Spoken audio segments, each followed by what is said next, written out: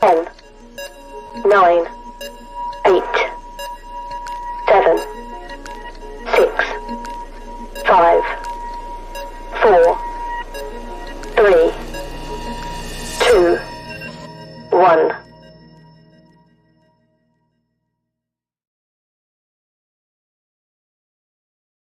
Good morning, everyone, and welcome to Girls in STEAM Uncovering Summer Mysteries. Today, we're here to celebrate the end of the school year and bring together some of Vancouver's sharpest STEAM professionals to help us answer some of summer's biggest questions, including, does sunscreen even work? What happens to our bodies when we sweat? And do bears get hot? Before we start, I would like to begin by gratefully acknowledging that Science World is located on the traditional and unceded territories of the Musqueam, Squamish, and Tsleil-Waututh nations.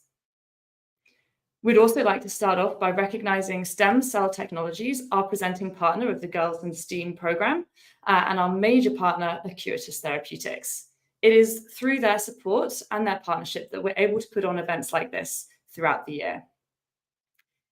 Now, I'm excited to talk a bit about today's detectives, who are going to be helping us uncover some of science's biggest summer mysteries. They come from a range of different backgrounds, including dermatology, which is the clinical study of skin, to strength and conditioning coaching, and all the way through to bear experts here from Parks Canada. We also will have our technician, Larry, who's going to be monitoring the chat today. So if you have any technical issues, please pop your questions into the chat and they will be happy to assist. Feel free to share any questions or your reactions to the presentations in the chat as well. There will be a chance at the end to ask questions to our wonderful mentors as well. We do ask you to make sure that you're keeping comments on the chat respectful and relevant to the topics being discussed. And remember, please do not share any personal information online. We have had lots of people registering for this event, and so we're really excited to welcome you here today. Thank you for joining us. We've got people from all the way across BC, and I believe even some people from abroad as well. So for those of you that are with us live, we would love to know where you're joining us from and how many people are with you as well. So please pop that into the chat. And we'd love to know where we're being viewed from. So first, while you guys pop some of that information into our chat, where you guys are from and how many people we have, I would love to introduce our first mentor. Our first presenter is Molly Henry, and Molly is going to help us uncover the mystery of what happens to our bodies when we sweat. She is the perfect person to answer this question, as she spends a lot of time working with high adrenaline athletes such as skiers and snowboarders, helping to understand how they regulate their temperature. As well as this, she is actually the strength and conditioning coach for Team Canada's women's sitting volleyball team and is headed to Paris this summer for the Paralympic Games. That's so cool, Molly. We are really excited to have you here. And to learn from you as well. Thank you so much for having me. I'm so excited to share some of this summer mystery with you, as it's a mystery I talk about a lot. So again, why do we sweat? As Izzy so wonderfully introduced me, my name is Molly. I have a Master of Science in Kinesiology, and I'm currently a PhD student at Simon Fraser University in Burnaby here on the west coast of Canada. All of my research focuses on thermophysiology, or the study of the human regulation of heat and what happens to our bodies when we get too hot, specifically in high performance athletes. And mountain athletes are kind of one of my passions. And as you mentioned, I also work with some national team athletes on the para volleyball team. So cool. So let's get into it. Why do we sweat? Well, the obvious answer is because we get too warm, or as you probably all experienced at this point, because we get too warm. Okay, thanks for having me. Presentation over. No, I'm just kidding. Since we're scientists, we're going to dive into this a little bit more. So what actually happens when we get too warm, and how do we get too warm? Well, there are a few different heat sources for the human body that add heat to both our core temperature and our skin temperature, both of which contribute to us beginning to sweat. So we have solar radiation, or waves coming off of the sun. So if you've ever been outside on a hot day, you might notice that feeling of getting warm on your skin. That's all that radiation from the sun. The ambient temperature just in the air around us, your muscles themselves contracting, and other processes inside of your body all give off heat. And you may also notice if you're standing on something like a surface like hot pavement, you can feel heat radiating off of that as well. And that's reflective radiation from the sun coming from the things around you, specifically dark surfaces like pavement. So all of those things add heat to our bodies. Okay, and our body doesn't really love that. If heat just kept on getting added to our bodies, we would just get warmer and warmer and warmer and more uncomfortable. And our bodies love to stay in a state of homeostasis. And what homeostasis means is the same state or stability in our bodies. Relevant to temperature, we like to stay at the same temperature. So whether you're getting too warm or too cold, your body will undergo some changes or physiological processes that try and keep us in this state of equilibrium or at the same temperature, despite what might be going on around us or within our bodies, like those contracting muscles adding heat. Okay. So again, homeostasis in the context of temperature is basically just that your human system wants to stay at about 37 degrees Celsius on the inside. That's actually a really narrow range, and any deviation outside of this over about half a degree or a degree sets off alarm bells in your body, and it says, hey, something's going on, this is going to be bad for me. And if we deviate too far outside of that 37 degrees Celsius on our core temperature, then chemical processes might not happen as efficiently, things might start to go wrong. So again, we really like to stay at 37 degrees Celsius despite heat or cold on the outside or increasing heat in our body due to our muscles contracting. Okay, so how do we actually stay in homeostasis or that same state of temperature? Well, your body is a really complex set of systems to make sure that happens. And in terms of temperature, we use these things called thermoreceptors. And what a thermoreceptor is a temperature sensor in your body. And you've got these all over the place in our blood vessels. We call them our great vessels. So your really, really large veins and arteries have temperature sensors. Your skin has temperature sensors, and that's probably what you're feeling. Again, if you're standing out in the sun and you feel that kind of tingly feeling on your skin, starting to get warm, those are your skin thermoreceptors at work. And then you also have thermoreceptors in your brain and in your spinal cord. So those are working to make sure that the internal temperature is sensed as well. Okay, so back to our heat sources, we've got that solar radiation. So that's probably sensed by your skin thermoreceptors, and then your contracting muscle, and any changes going on the internal side are going to be sensed by those receptors in your big blood vessels and in your brain and your spinal cord. Okay, so those send a signal up to your brain, and once it gets above 37 degrees Celsius in all of these sources, your brain goes, hey, that's not right. Something needs to change here to make sure that I'm staying healthy and happy. Okay, so you will start heat dissipating behaviors. So we've got our heat gains from that solar radiation contracting muscle, and once that alarm is set off in your brain that we're getting too warm, you'll start these heat dissipating behaviors, or letting the heat out of the body. So there are a few large ones that your body will use to get rid of heat. So evaporation, so air escaping through your lungs is moist and water will evaporate that way. But the bigger one is sweating. So water coming to the surface of your skin and then evaporating to the environment and bringing along heat with it. You've also got some muscle blood flow and skin blood flow. So blood will be pushed to the skin and to the more peripheral muscles, or the muscles on the outside of your body, to then radiate heat away into the environment. And then just radiation from your clothes as well will dissipate heat from your body. Okay, so what happens is that alarm bell goes off, and then your brain then sends another signal back down to what we call your effectors. So an effector is anything that actually has the response happening. In this case, your sweat glands. So that signal goes down to your sweat glands, causes them to release water onto the surface of your skin, which can then evaporate to the environment and bring a bunch of heat with it and cool your body down. This is the biggest heat dissipator in your body. So sweating is the most effective way that you have of letting heat go from your body out of those sources that we just talked about. Okay. Now this will continue until the internal temperature, as sensed by those blood vessels, skin, and brain and spinal cord, returns to around 37 degrees. Okay, so it's this continuous process of monitoring over and over, and that sweating response will happen until you're back down to normal.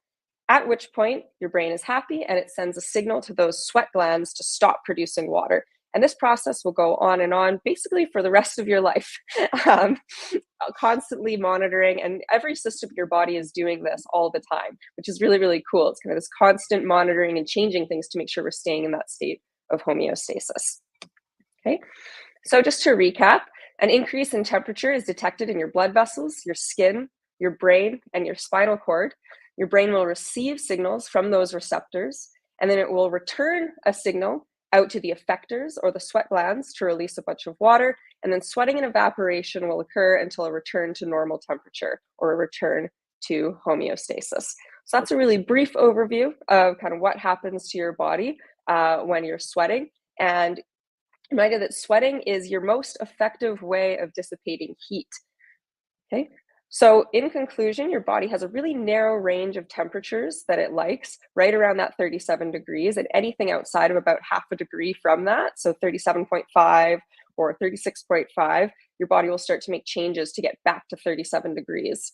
Okay, it will compensate through these physiological processes, and sweating is the most effective way you can release heat. So your body likes to do it a lot in the summer. So if you're exercising outside, you're sitting out in the sun, you're probably sweating quite a bit, and you need to replace that liquid by drinking a bunch of water. So when people keep telling you, take a sip of water, take a sip of water, there's science to back that up, I promise. So you should be hydrating frequently in the heat, and especially if you're exercising in the heat and producing extra heat. Okay. So that's, again, very quick overview of why we sweat in the summertime. Thank you so much. Again, I'm Molly. I'm doing my PhD at Simon Fraser University, and I'm also part of the Scientists and Innovators in Schools program through Science World itself, where you can bring a scientist into your school if you are in British Columbia. There's more information about that on the website. Thank you. Wow, that's awesome. Thank you so much, Molly. It's so interesting to hear, because I always feel kind of gross when I sweat, but actually that's just my body being like super, super clever and telling me that I need to cool down, which is awesome. I need to start thinking differently about how I sweat, and that it's not gross, and that it's just actually my body being really clever. Totally. And you reframing that, if you sweat more, you actually might be in better shape, because your body just gets better and better at compensating for that added heat that you produce when you exercise. So if you're super sweaty, you could just say, no, I'm really healthy. I like that. Okay, Molly, I'm going to take that with me. Thank you. Perfect. Thank you so much, Molly. Yeah, we're going to be bringing our mentors all back at the end. So don't worry if you have any questions for Molly about sweat, or about a little bit more about the importance of that. Make sure you save them, or you can pop them in the chat that we have up on YouTube, and we'll bring them up at the end. It's really great to see some people speaking in that chat already. Hello, all the way over in Ontario. It's great to have you with us. Thank you for joining. And also Blue up in North Vancouver. It's great to have you here as well.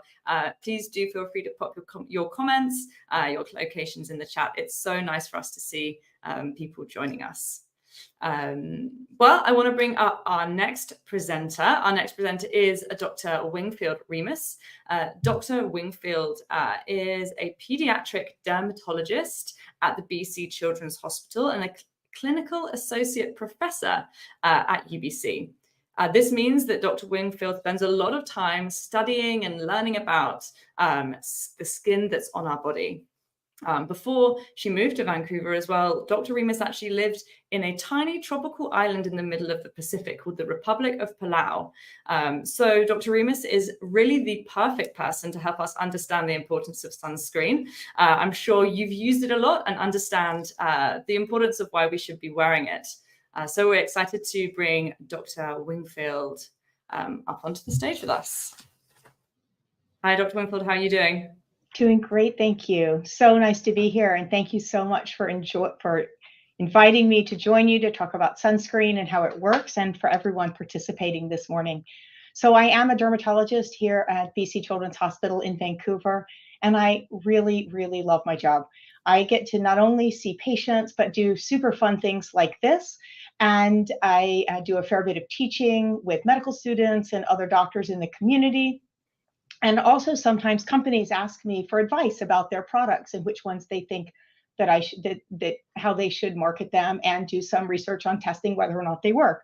So whenever I teach, it's always important for me to tell people about the companies that I work with, so that they can decide whether they might see some influence from that or any bias. And I tell them whether what I'm talking about has any relevance to any of those companies. So these are the companies I've worked with in the last couple of years, advising them on their products and doing some studies with them. And one of them, CeraVe, makes sunscreen, which is relevant to what we're talking about today. So the really fundamental question is, like, what is sunscreen even supposed to do? Because we'll get to like how it works, but what is it that it's supposed to do? So primarily it is meant to prevent us from getting a sunburn like this one. Ouch, that looks really painful. It's supposed to help prevent skin cancer, which is caused by sun exposure. And it also helps to slow skin aging. You can see that picture from the New England Journal of Medicine, quite an interesting photograph. That man worked as a truck driver. And so one side of his face was exposed to the sun through the window and the other side was shaded. And you can see how much more wrinkling he has on the side that got the sun. So fundamentally, sunscreen is meant to block the harmful rays of the sun from hitting the skin. And why is sunlight harmful? Well, Molly already talked about how powerful the radiation from the sun is and how it can heat us up. And you have probably felt this when you've walked into the sun from the shade or the vice versa. You can tell the difference. And the UV rays, there are lots of different kinds of rays, the visible light rays, UV rays, and infrared rays. And the UV rays can actually penetrate into the skin. Some of what they do in the skin is good. So the UV is what helps us make vitamin D in our skin. And actually, we have a box that has UV radiation that we use to treat patients because the UV light lowers immune reactions in the skin. So we use the UV to our advantage. But UV also causes burns. We already saw the person with a sunburn, and it can cause you to get a tan. Now, people sometimes think that that's a healthy tan or that you look really healthy with a tan. And that's probably because we associate being tan with going on vacation somewhere warm and wonderful, and you're all relaxed and feel healthy after doing something outside. But the tan is actually a sign that your body feels it's in danger because you make the melanin to help protect yourself from the sun. So if your body, just like Molly was talking about how we have mechanisms to monitor heat dissipation, we also have a way to monitor how much UV, and if you get tan, it's your body's way of protecting you somewhat from the sun. We already talked about skin aging and how that can happen with sunlight, and then also skin cancer. Some forms of skin cancer, like carcinomas, are caused by direct impact of the UV radiation on our DNA inside the cell, which over time leads to the cancer. And some are a bit different, like melanomas happen mostly in people with light skin who have gotten blistering sunburns. So it's not a direct DNA impact, but it has something to do with the solar radiation. So we have lots and lots of different sun rays that can penetrate the skin and can impact our skin. The most harmful one, UVC, probably would be the most likely to cause damage, but fortunately for us, that one gets filtered out by the atmosphere. The UVB does make it through, and that's the kind of rays that cause us to get sunburns and causes the damage that leads to skin cancer. The UVA rays can actually penetrate even deeper in the skin, and they're the ones that lead to skin aging and changes such as wrinkling. Sometimes people ask whether animals can get sunburns, and they can actually. The animals most at risk for sunburn are those that have really light skin or areas that have less fur. And some animals can even get skin cancer just like we do. But they have natural protection. They have fur. They hang out in the shade. And sometimes they cover themselves with sand or mud, like this elephant is throwing sand up on its back to try to protect it. And there are even some animals that know how to make sunscreen. They naturally produce a substance that acts as a sunscreen, which is pretty cool. Wow. But yeah, it's pretty neat. But we don't cover ourselves with mud very often, so we turn to sunscreen. And there are a couple of different forms of sunscreen. So without sunscreen, those UVA and UVB rays are going to penetrate into the skin and cause their problems. With the physical barriers, those are mineral sunscreens, they block the light from even getting through. So they will reflect some of the rays out. And then there are chemical sunscreens that absorb the energy and change it into heat so that the rays don't get through the skin because they've been absorbed on the surface. So the mineral sunscreens are the physical blockers. Those are titanium dioxide and zinc oxide. They block both UVA and UVB, and they block some visible light also, which is why they can end up looking such a white color. They are often thick to apply, And sometimes they have a tint so they prevent people looking so white. So this is not actually sunscreen. This is actually clay from the bottom of the ocean in that country that Izzy mentioned where I lived. But if you put enough mineral sunscreen on, you too would look like this. But they have technologies now that make it a bit better. For example, I am wearing mineral sunscreen today, which has a tint to it, and I do not look quite as white as the girl in the picture. The chemical sunscreens, there are lots and lots of different chemicals that are absorb the light.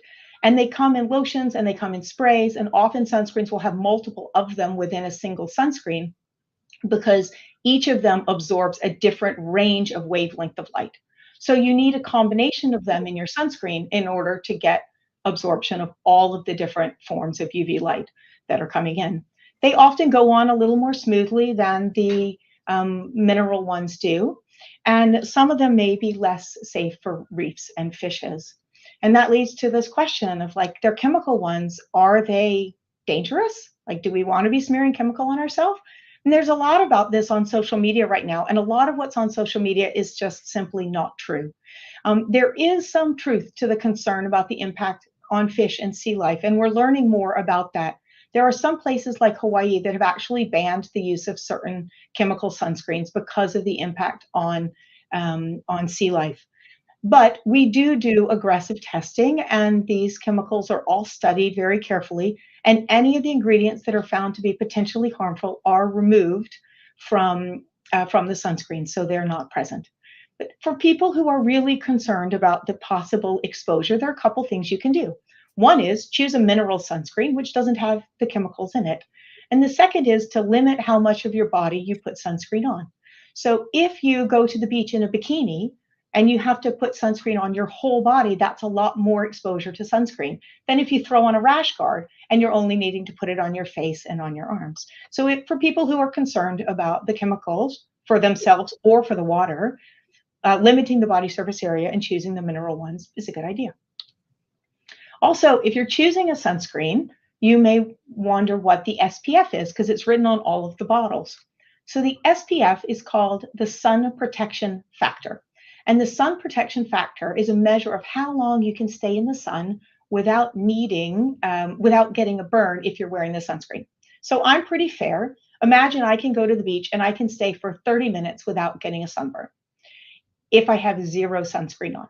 If I wear an SPF of, say, 50, then I could go to the beach wearing that sunscreen and stay in the sun for 25 hours because it is 50 times as much time as I can stay without any sunscreen.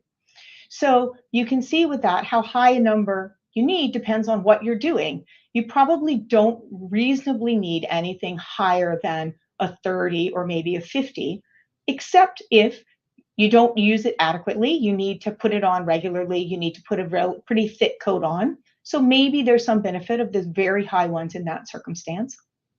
Or if you're going somewhere where the sun is just so intense that you really would get burned in a very short period of time. But most of the time, 30 or higher is better. Another thing to know about that SPF is that it only measures UVB. So we don't have a measure for UVA. So now most sunscreens will cover both, but you do need to look on the label for it to say UVA and UVB, or it will say broad spectrum. So as I was saying, we're trying to protect ourselves from the sun, but sunscreen is only one component of what we can do. So in Australia, they have lots and lots of sun. So they have this campaign and this idea of how to protect your skin. So they say when you go in the sun, you should slip on a shirt, slop on some sunscreen, slap on a hat, seek shade, and then slide on your sunglasses. And with that, I will thank you for joining us this morning. Amazing. Thank you so much, Dr. Wingfield. I love the fashion outfit at the end as well. It was really cool. I totally didn't realize that animals could get sunburn as well. And also that some of them could produce their own sun cream. I just learned that putting these slides together. I hadn't heard that either. Wow. So interesting. Yeah. Amazing. Animals are amazing. We're amazing. Yeah, absolutely.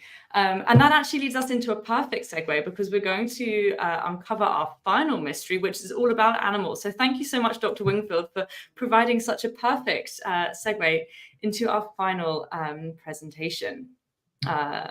We will be bringing Dr. Wingfield back at the end, as we will be bringing Molly and Jade. So any questions on sunscreen, save them or pop them into the chat and we'll get round to them.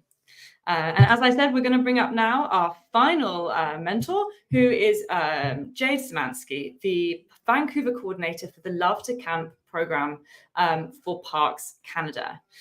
Jade loves spending time outdoors, doing everything from cycling to hiking to paddling. So it's pretty important that Jade knows all about our local wildlife that we have here in Vancouver, and that includes bears. So Jade, we'd love to know your thoughts on whether bears get hot. Of course, yeah. Hello, bonjour, and thank you for having me today. As you mentioned, my name is Jade Szymanski, and my pronouns are she, her, and I coordinate the Vancouver Learn to Camp program for Parks Canada.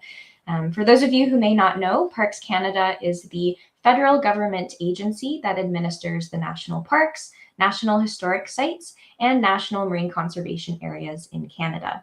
The Learn to Camp program offers a variety of pop-up activities, workshops, and overnight experiences for participants to learn the basics of camping and wildlife safety in a fun and accessible way. If you live or are visiting the Vancouver or Victoria area this summer, my team and I would love to see you at one of our overnight camping experiences at Gulf Islands National Park Reserve, or at one of our free workshops around the Vancouver area. And if you were interested in learning more, feel free to scan the QR code on the slide deck, which will lead you to our website. Other than being a shameless promoter for the Learn to Camp program, in my career, I'm also a leader, a facilitator, but most importantly, an outdoor educator. I'm passionate about connecting people to the outdoors, including today's question, which is, do bears get hot?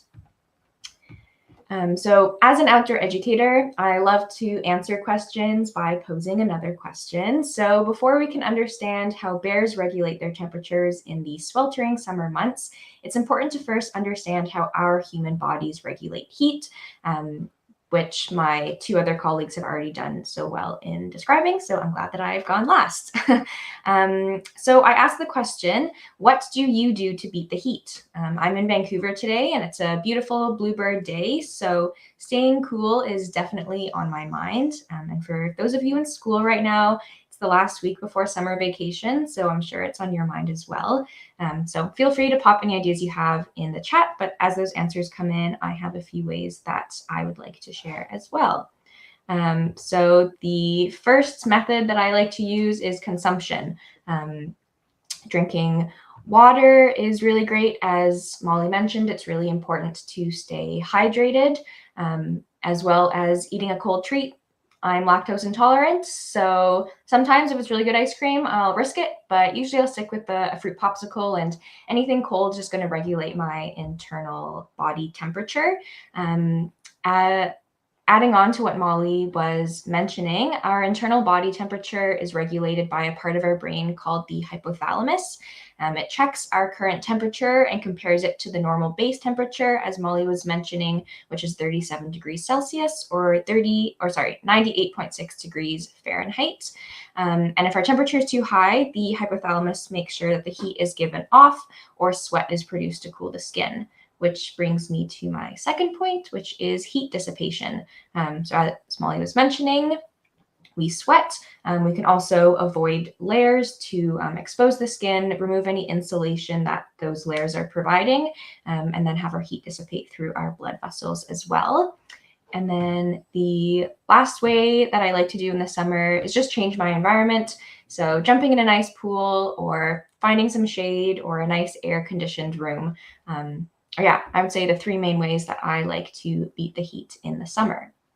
Now, the issue is that bears have really thick fur and no sweat glands. So the same ways that we use, sometimes bears can use, but they also have other physiological and behavioral adaptations to help them stay cool when the heat is on. So the first solution that bears use is that they shed their underfur in the summer. So just like dogs, bears lose some of their soft, dense, insulating underfur, as well as some of their coarse outer guard hairs when temperatures climb. That's why bears can sometimes look scruffy by the end of summer. And then once the weather cools towards fall and winter, they'll add back that layer of fat for hibernation, as well as having their underfur and guard hairs grow back. So that's bears' first way to beat the heat. Their second solution is to dissipate heat through their paws, which are well supplied with blood vessels. They also lose heat through other areas with minimal fur, such as their face, their ears, their nose, their belly, and the inside of their legs. Any cool, shady area where they can stretch out their lightly furred bellies or spread their legs wide makes a great place for them to cool off. And then the last solution is that bears like to swim. So bears are excellent swimmers and love swimming just as much as people do. They will go for a swim in almost any available water source, including lakes, ponds, and streams. And when they get out of the water, they give themselves a good shake. This causes the water to evaporate and helps them cool down. Now that we understand the physiological and behavioral adaptations that bears make to cool down, it's important for us to understand the implications that these behaviors have on human-wildlife coexistence. So if you're on a hike and you feel drawn to a calm lake or a rushing river or stream to cool down, that means that bears and other wildlife do as well. Especially around fresh water sources that are moving, like rivers or streams, it can get pretty loud and hard to hear animals. So it's really important if you're in any body of water in bear country to stay alert, look for signs, and avoid negative animal encounters. Next, similar to bodies of water, I know I get excited when I come across a salmonberry bush on a hike. However, so do bears and other wildlife. Their sense of smell is much stronger than ours and can scope out food sources like berry bushes with their nose. So it's important to, again, be alert when we're around their food sources. And lastly, it's pretty important to avoid being out during dawn or dusk, as this is when bears and other animals are most active. They tend to be most active during the time frames right before sunrise and right after sunset, as they're still light for them to see. However, the temperatures around them are much cooler for them to walk around and avoid the peak temperatures of the day. So, to conclude, do bears get hot? Yes, absolutely. Just like humans and other animals, they do get hot. However, do they also find creative solutions to cool down? I think I can say yes. So yeah, again, thank you so much for having me. My name is Jade Szymanski. If you're interested in the Learn to Camp program, my team and I, again, would love to see you this summer. Feel free to email me or scan the QR code, which will lead you to our website. Thank you. Awesome. Thank you so much, Jade. I love the fact that bears can kind of cool down by like lying on their backs and like just chilling out in the sun. I feel like if you were ever going to give a bear a high five, though, it'd probably be a pretty hot high five, and I wouldn't recommend that as an activity to do. But thank you so much for sharing all your knowledge and sharing your facts around that. And it's great to help uncover these mysteries and learn that bears do in fact get hot just like humans do as well. Now we've heard from all of our wonderful girls and STEAM mentors. We're going to bring all of our mentors back. So we have about 10 minutes now for some questions and answers. So this is the perfect time for any of you guys at home, or if you're here with your school, with your classroom, to drop a question in the chat that you might have for Jade, Wingfield, or Remus. Please pop those in the chat and we will have time to discuss them now. But whilst we wait for some of those questions to go in, I have some questions of my own. And this is for all of you guys. I think we have a lot of people here signed up who are kind of in school or maybe kind of at the age of being in school. And I'd love to know what was your favorite subject in school, and how did that kind of lead you to get to where you are today in your careers? Wingfield, you're unmuted, so maybe we'll come to you first if that's okay. It's a really good question, because I studied all kinds of things before I ended up in dermatology. I actually majored in economics when I was an undergraduate and didn't decide to go to medical school until late. And I loved anything that had to do with people. I just loved learning about people. So I loved my psychology classes. I loved history classes as well. And I think it's because I like to think about the way other people have lived their lives at different points in time. And that comes into my work, because when I'm working with patients in clinic, it's all about trying to figure out what their lives are like and how what's going on with them impacts their life. Awesome. Thank you. Yeah, what an interesting, isn't it nice to hear that you don't have to know right away from when you're in school what you want to do, and that you just, if you follow your interests, you'll kind of end up in a good space. Thank you. Jade or Molly, how about you guys? What was your favorite subject in school, and how did that get you to where you are today? I can go next.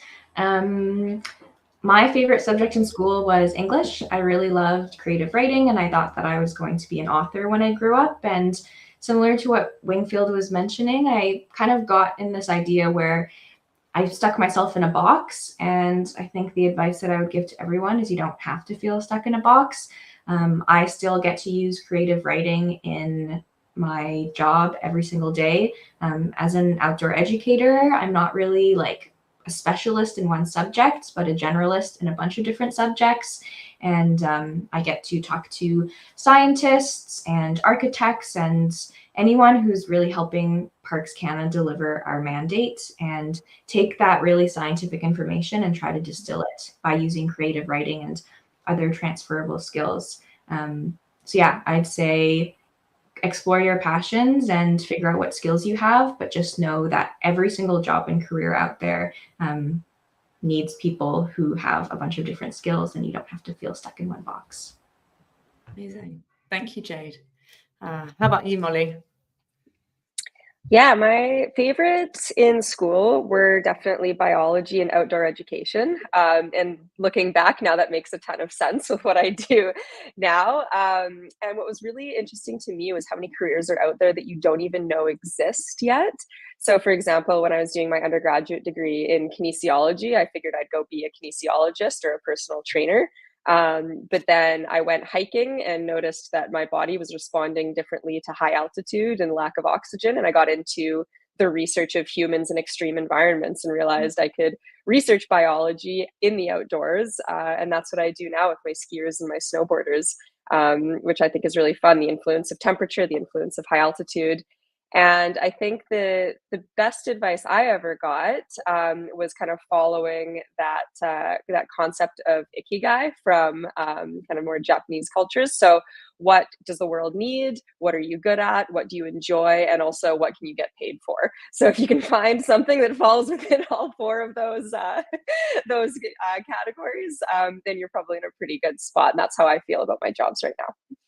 Awesome. Wow. What an awesome experience that you guys have all had. I feel like there's been some kind of life moments that have really helped decide what you want to do, rather than just knowing straight away from when you're in school exactly what you wanted to do. You've just been able to listen to what's around you, and that's helped kind of tailor your path. I have another question as well, actually, which again is for the group. I guess it's kind of maybe a little tricky one, but is there something kind of, when you look to the future, we've got some amazing kind of young STEAM nerds joining us on the call today. Is there something that excites you about your role or your sector that you think is going to make a big impact in the future? I know that's kind of a broad question. Is anyone willing to go for that one first? Yeah, I think because this is a conversation I'm having quite a bit actually with my mentors and my supervisors right now. And I think what's so exciting in my role right now is that, and just the timeline that we're in is that women's sports are becoming more recognized, and women participating in sports, women participating in outdoor sports. There's something like a 200% increase in female trail runners in the last little while and whatnot. And so people are kind of finally starting to realize that studying female, or, that kind of physiological research needs to happen, and specific to the sexes. So that's really cool area that hasn't been explored yet, unfortunately. In the past, historically, most of the research has happened on kind of your typical white male in America, is essentially where a lot of this research has come from. So sports research, outdoors research is finally kind of starting to realize that there are different identities out there, different races, different sexual kind of orientations as well, even, that might impact kind of the more social side of sports research. So I think that's a really cool position we're in right now to expand on knowledge that has been ignored for too long. Wow, yeah, what an exciting time. That's really cool, Molly, and great to hear about the diversity that's kind of finally being recognized, and the whole new sectors of roles that are opening up for that. Jade or Wingfield, any thoughts on sort of exciting things happening in the sector in your roles? In pediatric dermatology, we treat a lot of genetic skin conditions. And so there is a lot of research right now on trying to figure out how to treat genetic skin diseases. And the first gene therapy for one of those diseases was just commercialized in the United States. It's very expensive and hard to get and hard to make, but it's the first one. And so it's really exciting to be at the place where in the future, maybe some of these genetic skin conditions can actually be treated and those genes can be fixed, so that people don't need to suffer with those. So that's super, super exciting. Wow. Oh my gosh. I hadn't even thought about that. That's so exciting. Thank you, Wingfield.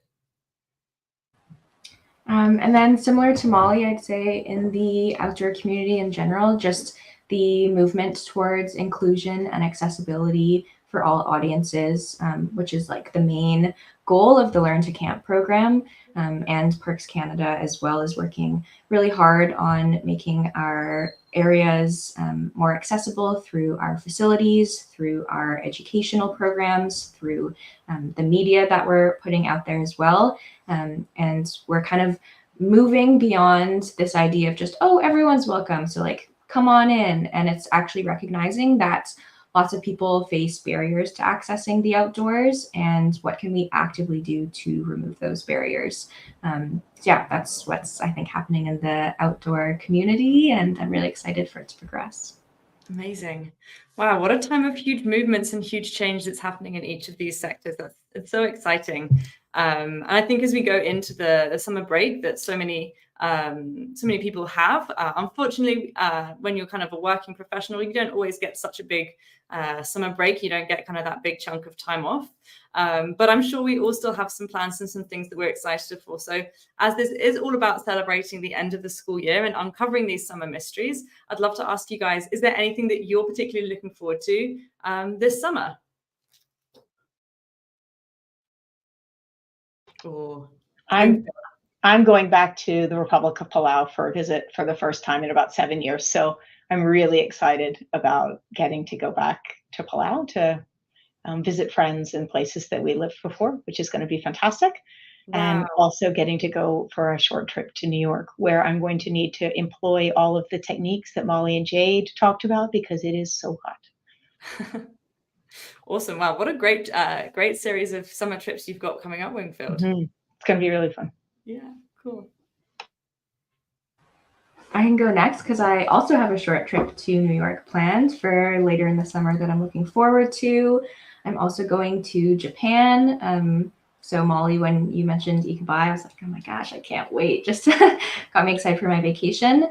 And then dare I plug the Learn to Camp program one more time, but I really love my job. And I'd say the bread and butter of my job is running overnight camping experiences for people who have never camped before, or they just want a stress-free experience.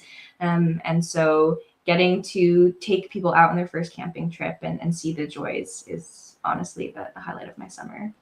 Oh yeah, I can imagine that's just like such an awesome moment. What a well-traveled group of STEAM mentors we have here. Ident, don't ask about you, Molly, but how about your summer? Anything that you are excited about for the summer? Yeah, very. I mean, I'm coaching at the Paralympic Games this August, which is going to be very exciting out in Paris. Also going to be very, very hot. So part of my job there is also has to do with thermoregulation, so helping keep our athletes cool. And then after that, I am actually going to do a trail run in Switzerland. So once I leave Paris, I'm going to go running for 9 days through the Swiss Alps. They've got a really cool hut-to-hut running system there. So I'm going to be using a lot of sunscreen on that trip. And then also going to be sweating a lot. So take what I've talked about here and apply that for sure. Yeah, wow. Well, I guess at least you don't have to worry about bears so much in Switzerland. And we've just got time for one final question before we wrap up. We have a question come in through the YouTube chat channel asking, you said sweat is the body cooling itself down, but is there a correlation between sweating and metabolism? Yeah, certainly. I think in terms of physiology, there's a correlation between almost everything kind of in the human body. So metabolism is the breakdown of substrates really into usable sources of energy. And every single one of those reactions, so when you're breaking down food or any of those kind of smaller molecules into a source of energy that your body can then use for external work or exercise or other processes that you need to keep functioning, heat is released. So there's always going to be heat released in a reaction. We know that. And we also know that the human body is not a particularly efficient machine. So the energy that is coming out of those reactions, quite a bit of it is actually released as heat. So if that is adding to the heat in your body, we call that part of heat balance, actually. So all of the sources of heat, from radiation from the sun, from radiation from the ground, like we talked about, and then also metabolism. So whatever's going on in your body to produce heat adds to heat storage in your body that your body will then want to manage or dissipate, possibly through sweating. Yeah, I hope that answers your question. Yeah, amazing. Thank you. Thank you so much, Molly. I'm afraid that is all that we have time for today. So I just wanted to say a huge thank you to our mentors, Jade Wingfield and Molly, who have joined us today to help uncover some of these summer mysteries, but also a huge thank you to everyone joining us online. It's great to have you guys with us from all the way across Canada. Again, also just wanted to thank our presenting partner, Stem Cell Technologies, and our major partner, Acuitas Therapeutics, for their generous support of these events. To everyone who's watching and any adults and teachers who have signed up for this event, please do keep an eye out for an email from myself. This email will contain a bunch of resources. I can also add, Jade, your links for your Learn to Camp program as well to that. So if you have any interest in some of the things that we spoke about, or you would like to have some more resources from Science World, that will all be in an email. As well as that, the email will also contain a feedback form about this event. I would really, really appreciate it if you could fill this out. It will take you 5 minutes, probably less. It will take you 2 minutes. And it just helps us to keep these events better and better. If you're interested in seeing any part of this program again, this stream will stay active with the recording and can be found on the Science World YouTube page. If you're interested in other Girls in STEAM events that are happening at Science World, please visit www.scienceworld.ca/events/today/events. Thank you so much, everyone, for joining us, and stay curious. Goodbye.